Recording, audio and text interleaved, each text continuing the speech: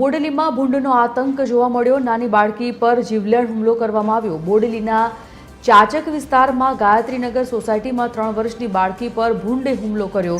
બાળકીને ખેંચી જતા સ્થાનિકોએ મહામુસીબતે તેને બચાવી હતી। આ હુમલાની ઘટનાથી સ્થાનિકોમાં ભારે રોષ છે। ઘર પાસે રમતી હતી ત્યારે ભૂંડે અચાનક તેના પર હુમલો કર્યો હતો। ભૂંડે બાળકીને મોંમાં લઈ ખેંચી જવાનો પ્રયાસ કર્યો હતો।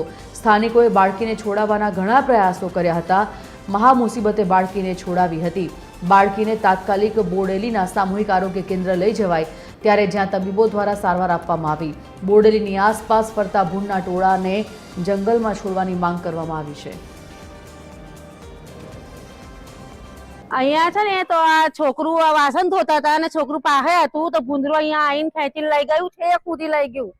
તો પછી બધા ભેગા થઈને પથરા માર્યા ને તો છોડ્યું ના કેટલા પથરા માર્યા ત્યારે પછી છેક દૂર જઈને છોડ્યું એને। બધા 15 જણા હતા ફળિયાના ને પેલું 2 બચ્ચા લઈ ગયા બકરાના તો તે બી ના છોડ્યા, મળી ગયા। આમાં છોકરું મળી જાય તો શું કરવાનું?